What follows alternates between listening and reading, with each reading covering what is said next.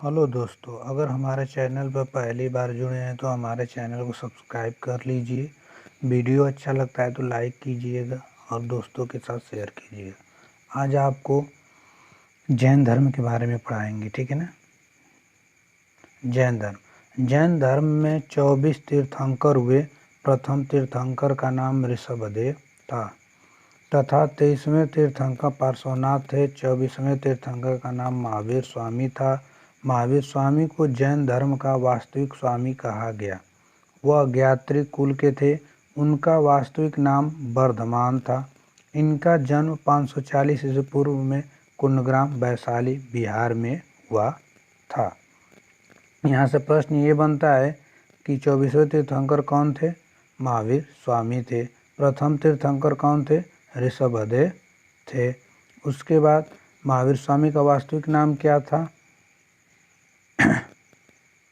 वर्धमान था, ठीक है ना। इनका जन्म कहाँ हुआ था? कुंडग्राम में हुआ था। किस सन में हुआ था? 540 ईस्वी पूर्व में। कहाँ पर हुआ था? बिहार में हुआ था। इसी तरीके का प्रश्न बनता है। उसके बाद है कि इनके पिता सिद्धार्थ ज्ञात्री के मुखिया थे। इनकी माता त्रिशला लिच्छवी की राजकुमारी थी। इनकी पत्नी का नाम यशोधरा था। इनकी पुत्री का नाम प्रियदर्शना या अनुजा था। इनके दामाद का नाम जमाली था। जमाली महावीर का शिष्य था।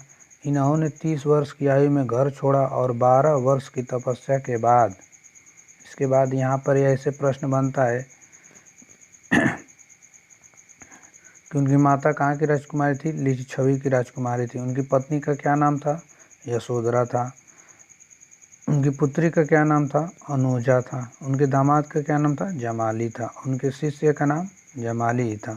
कितने वर्षों बाद? 42 वर्ष की आयु में उन्होंने घर छोड़ दिया था, ठीक है। उसके बाद बहुत ही अच्छी तरह से आप लोगों को जैन धर्म के बारे में पढ़ाया जा रहा है। वीडियो अच्छा लग रहा है दोस्तों तो लाइक कर दीजिए और शेयर कर दीजिए, ठीक है ना। आप लोगों को इसी में क्वेश्चन भी बताया जा रहा है। देखिए, किस वर्ष 42 वर्ष की आयु में जुम्बिक बिहार में साल के पेड़ के नीचे रिजुपालिका नदी के किनारे इन्हें ज्ञान की प्राप्ति हुई। पूछा जाता है कि इनको किस पेड़ के, साल के पेड़ के नीचे, किस नदी के किनारे? रिजुपालिका नदी के किनारे ज्ञान की प्राप्ति हुआ था। किस वर्ष में? 42 वर्ष। फिर उसके बाद उन्हें ज्ञान प्राप्त हुआ तो क्या कहा गया? कैवल्य कहा जाने लगा। इन्हें कैवल्य, जीन और महावीर के नाम से जाना गया।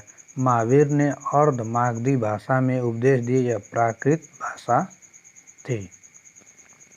अब पूछा जाएगा कि कैवल्य, जीन और महावीर किसे कहा जाता है? जैन महावीर स्वामी को।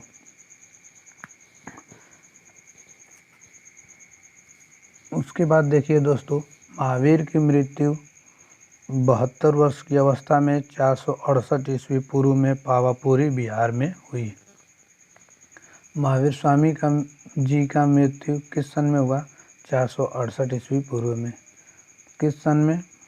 468 ईस्वी। कहाँ पर? पावापुरी बिहार में, ठीक है दोस्तों।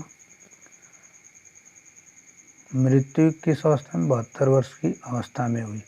बहुत ही अच्छी तरीके से। अगला है देखिए, जैन धर्म से संबंधित 2 सम्मेलन में। प्रथम जैन धर्म सम्मेलन 288 ईस्वी पूर्व में पाटलिपुत्र में। शासक चंद्रगुप्त मौर्य थे एवं अध्यक्ष शूलभद्र थे। यहाँ से प्रश्न ऐसे बनता है कि प्रथम जैन धर्म सम्मेलन कब हुआ था? 288 ईस्वी में। कहाँ पर हुआ था? पाटलिपुत्र में। कौन शासक था? चंद्रगुप्त मौर्य थे।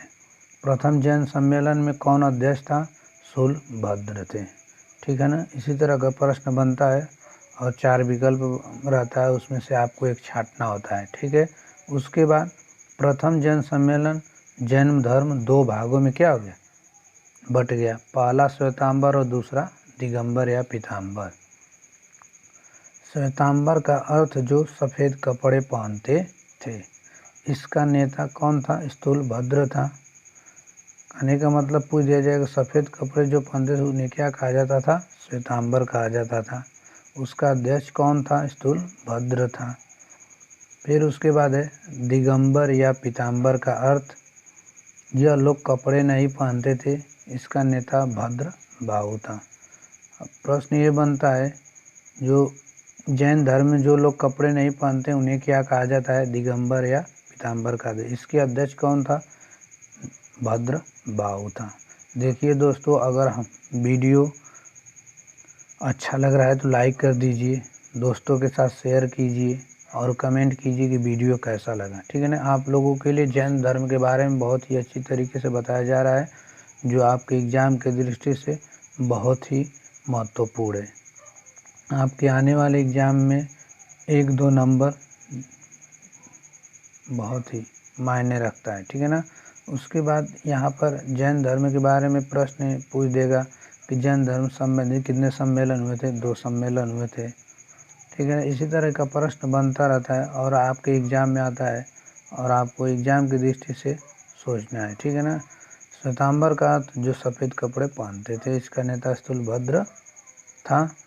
अब इसको अगर आप लोग नोटबुक लेकर नोट कर लेंगे कापी पर तो बहुत ही अच्छा रहेगा, जो आपको हमेशा के लिए क्या हो जाएगा? तैयार हो जाएगा।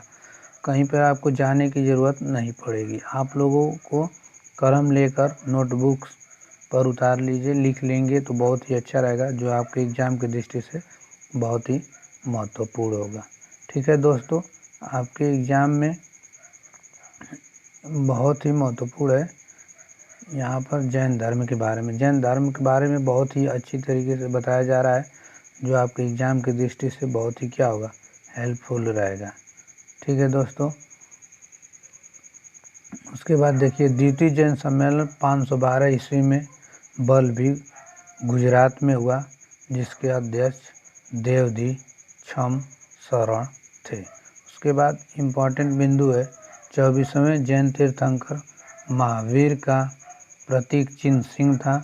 जैन धर्म का प्राचीनतम साहित्य पूर्व कहलाता था। हरिभद्र सूरी द्वारा रचित जैन ग्रंथ अनेकांत विजय है। अब तुमसे पूछा जाएगा कि द्वितीय जैन सम्मेलन किस सन में हुआ था? 512 ईस्वी में। किसकी अध्यक्षता में? देवधी छम शरण, स्वर्ण लिखा गया, शरण होगा। ठीक है ना।